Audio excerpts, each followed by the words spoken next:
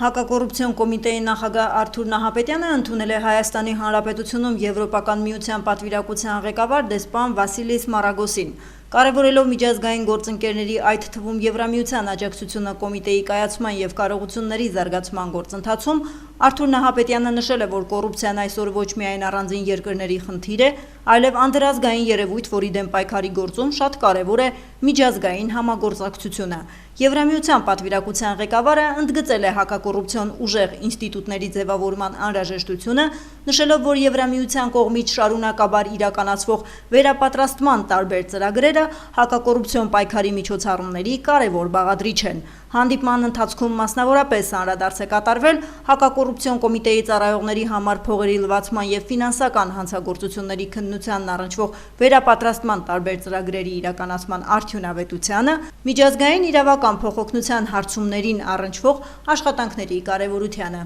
Քննարկվել է նաև միջազգային գործընկերների աջակցության հնարավորությունը կոռուպցիայի դեմ պայքարում կոմիտեի ծառայողների կարողությունների զարգացման և տեղեկատվական նորագույն տեխնոլոգիաների ներդրման ուղղությամբ։ Հանդիպման ավարտին հակակոռուպցիոն կոմիտեի նախագահը հույս է հայտնել, որ եվրոպացի գործընկերների հետ շարունակական հանդիպումներն ու համատեղ սերտ աշխատանքները նոր թափ կհաղորդեն իրավապահ համագործակցությանը և նշանակալի արդյունք կապահովեն կոռուպցիոն հանցագործությունների բացահայտման գործում։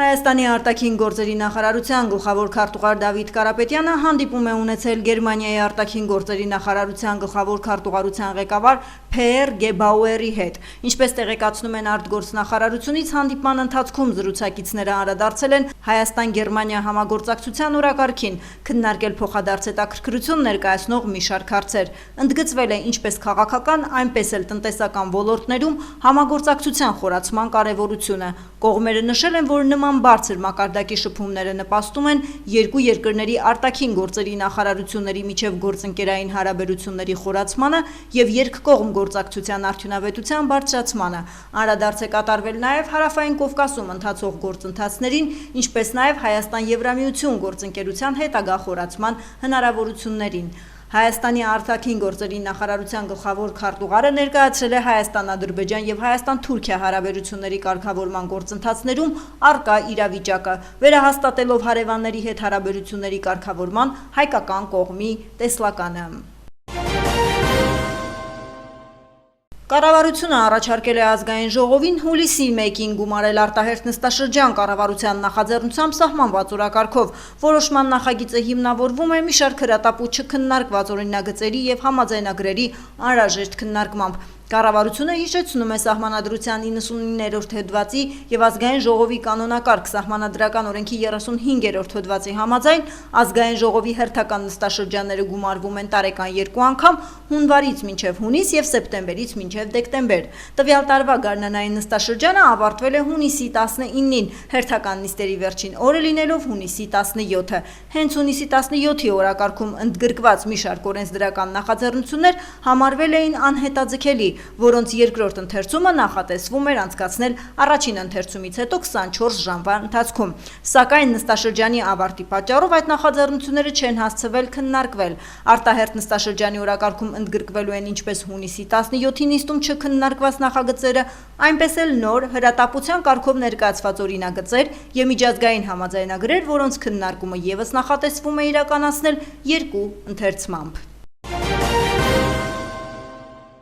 Քննչական կոմիտեի պետության սահմանադրական կարգի հիմունքների և հասարակական անվտանգության դեմ ուղղված հանցագործությունների քննության գլխավոր վարչությունում քննվող Սրբազան պայքար շարժման ղեկավարների և մասնակիցների կողմից ահաբեկչության և իշխանությունը յուրացնելու նախապատրաստություն կատարելու դեպքի վերաբերյալ քրեական վարույթի նախաքննության շրջանակներում շարունակված խուզարկությունների արդյունքում դարձյալ հայտնաբերվել են մեղադրյալներին մեղսագրված գործողությունները հաստատող իրեր, այդ թվում փողոցում էլեկտրասնուցման և համացանցային կապի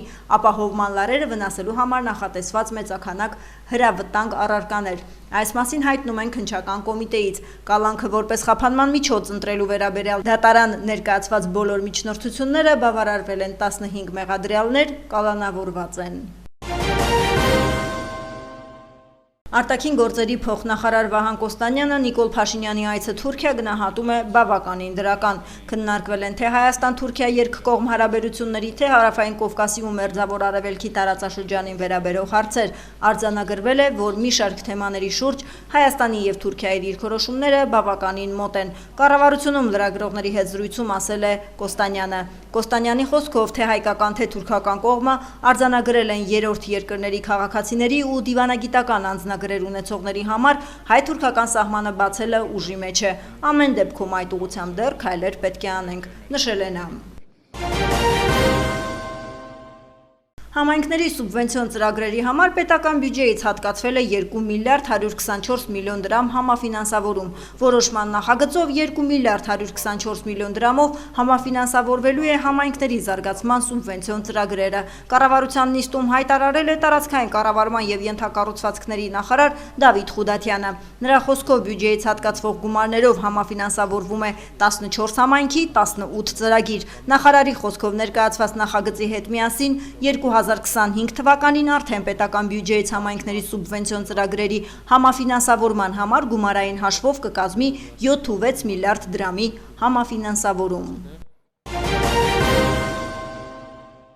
Հայաստանի Հանրապետության հարկային օրենսգրքում կատարված լրացումներով եւ փոփոխություններով այս տարվա հուլիսի 1-ից որոշ մասնագիտական աշխատանքներ կատարողներ եւ ծառայություն մատուցողներ այլևս չեն կարողանա գործել շրջանառության հարկի դաշտում եւ կարող են գործել միայն հարկման ընդհանուր համակարգում։ Այս մասին հայտնում են ՊԵԿ-ից։ Փոփոխությունը վերաբերում է Հայաստանում կիրառվող տնտեսական գործունեության տեսակների դասակարգչի M մասնագիտական, գիտական եւ տեխնիկական գործունեություն բաժնում կիրառվող, իրավաբանական եւ հաշվապահական գործունեություն, գլխամասային գրասենյակների գործունեություն կառավարման հարցերով խորհրդատվական ծառայություններ, գործունեություններ իրականացնողներին, N վարչարարական եւ օժանդակ գործունեություն բաժնում ներառվող ժամանակավոր աշխատուժով ապահովման գործունեություն, աշխատուժով ապահովման այլ գործունեություններ իրականացնողներին։ Հաշվետվությունների ներկայացման էլեկտրոնային համակարգում որպես ավելացված արժեքի հարկ վճարող հաշվառվելու նպատակով վերոնշյալ գործունեությամբ զբաղվող հարկ վճարողներին հորդորվում է մինչև այս տարվա հուլիսի 21-ը ներառյալ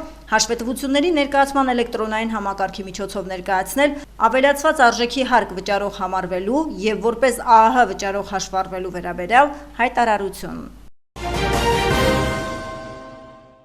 2025 թվականի օգոստոսի 12-ից մինչև հոկտեմբերի 3-ը ներառյալ Հայաստանում կհայտարարվեն վարժական հավաքներ։ Վարժական հավաքներ կհայտարարվեն պահեստազորի առաջին խմբի առաջին եւ երկրորդ կարգերում հաշվառված շարքային, ենթասպայական եւ սպայական կազմերի պահեստազորայինների համար։ Վարժական հավաքները հայտարարվում են պահեստազորայինների ռազմական ունակությունների կատարելագործման, մասնագիտական վերապատրաստման եւ պատրաստման, բարձրագույն կրթություն ունեցող ենթասպայական կազմից պահեստազորի սպաների պատրաստման, մարտական հերթապահության ներգրավման նպատակով հայտարարված վարժական հավաքների ընթացքում յուրաքանչյուր քաղաքացի ներգրավում է ոչ ավելի քան 25 օրացուցային օր ժամկետով։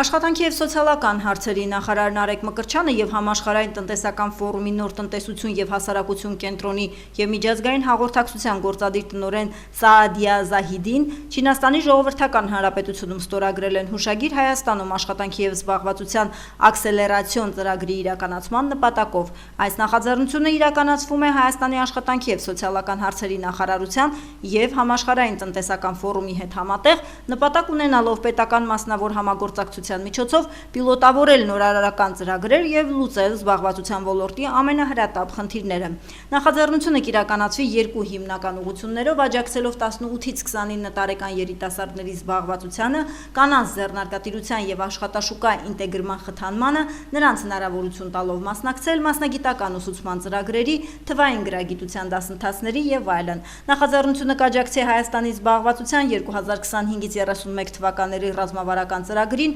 խթանելով մասնավոր հատվածի ակտիվ ներգրավվածությունը։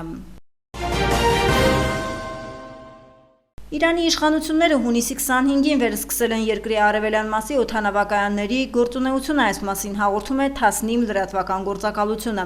Ըստ Իրանի ճանապարհների եւ քաղաքաշինության նախարարության խոսնակի, երկրի արևելյան հատվածի օդային տարածքը վերաբացվել է ներքին միջազգային եւ տրանզիտ չվերթների համար։ Քաղաքացիական ավիացիայի կազմակերպության ռազմական եւ քաղաքացիական հատվածների միջև համակարգող կոմիտեի որոշման հիման վրա եւ երկրի ներկայիս պայմաններում անվտանգության գնահատումներ անցկացնելուց հետո օդային երթևեկությունը աստիճանաբար բնականon վիճակի վերադարձնելու եւ ավիացիոն անվտանգությունն ու պաշտպանությունը լիովին ապահովելու նպատակով երկրի արևելյան կեսի օդային տարածքը վերաբացվել է տրանզիտ, ինչպես նաեւ ներքին ու միջազգային թռիչքների համար, հայտնել է խոսնակ Մաջիդ Ախուանը։ Հայտարարության համաձայն երկրի հյուսիսային, հարավային եւ արևմտյան շրջաններում գտնվող բոլոր օդանավակայաններից, այդ թվում Մեհրաբադ օդանավակայանից եւ Իմամ Խոմեյնեի անվան միջազգային օդանավակայանից ներքին եւ միջազգային չվերթներ չեն իրականացվելու մինչև հետագա ծանուցում։ Իրանի առողջապահության նախարարության ճգնաժամային կառավարման կենտրոնի տեղեկացմամբ Իսրայել-Իրան 12-օրյա հակամարտության սկզբից ի վեր Իրանում զոհվել է 627 մարդ, վիրավորվել 4935-ը։ Վիրավորներից 4196-ը բուժում են ստացել հիվանդանոցներում եւ դուրս գրվել։ Հարձակումների հետևանքով վնասվել է 7 հիվանդանոց, 4 առողջապահական բաժանմունք, 11 շտապօգնության մեքենա։ Իսրայելի արտաքին գործերի նախարարության տվյալներով հակամարտության հետևանքով զոհվել է 28 մարդ, վիրավորվել 1472-ը։ Իրանի գերագույն առաջնորդը շնորհավորել է ժողովրդին Իսրայելի նկատմամբ տարած հաղթանակի կապակցությամբ։ Այս մասին ասվում է նրա X սոցիալական ցանցում արված գրառման մեջ։ Շնորհավորում եմ սիոնիստական կեղծ ռեժիմի դեմ տարած հաղթանակի կապակցությամբ, գրել է նա։ Այս հայտարարությունը Իրանի գերագույն առաջնորդի առաջին հայտարարությունն է Իսրայելի հետ հակամարտության ավարտից եւ Միացյալ Նահանգների կողմից իրանական միջուկային օբյեկտների ռմբակոծությունից հետո։ Մոնիթորինգի ցուցակում ավելացել է եւս մեկ օմիկրոնի ենթատեսակ XFG անվամբ։ Այս մասին նշված է Առողջապահության համաշխարհային կազմակերպության 2025 թվականի հունիսի 25-ի հրապարակած զեկույցում։ Ներկայումս այն տարածված է 38 երկրներում։ Առաջին անգամ հայտնաբերվել է Կանադայում եւ արագ տարածում է ստացել Միացյալ Նահանգներում եւ Ասիայի մի շարք երկրներում։ Այս պահի դրությամբ նշված ենթատեսակը հանրային առողջապահության տեսակետից ունի ցածր ռիսկայնության մակարդակ։ Իրավիճակը գտնվում է վերահսկողության տակ, կատարվում է մշտադիտարկում։ Վերջին 14 օրվա ընթացքում Հայաստանի Հանրապետությունում արձանագրվել է կորոնավիրուսային հիվանդության 11 դեպք, ինչը նախորդ 14 օրվա համեմատ նվազել է 2 դեպքով։ Թեստավորման դրական արդյունքների մասնաբաժինը վերջին 14 օրվա ընթացքում կազմել է 11%։ Հանրապետությունում հունիսի 27-ի ցերեկը ուլտրամանուշակագույն ճառագայթման ինդեքսը սպասվում է նորմայից բարձր, հորդորվում է ժամը 11-ից 17-ը խուսափել արևի ուղիղ ճառագայթներից, այս մասին հայտնում են հիդրոօթերևութաբանության եւ մոնիտորինգի կենտրոնից։ Հանրապետության տարածքում հունիսի 27-ին սպասվում է առանց ստեղումների եղանակ, հունիսի 28-ին կեսօրից հետո 29-ից 30-ին հուլիսի 1-ի գիշերը եւ կեսօրից հետո առանձին շրջաններում սպասվում է կարճատև անձրև եւ ամպրոպ, հնարավոր է նաեւ կարկուտ։ Քամին արևմտյան 2-ից 5 մետր վարկյան արագությամբ, ամպրոպի ժամանակ սպասվում է քամուշ գնացում 18-ից 22 մետր վարկյան արագությամբ։ Օդի ջերմաստիճանը հունիսի 27-ից 28-ին աստիճանաբար կբարձրանա 2-ից 4 աստիճանով։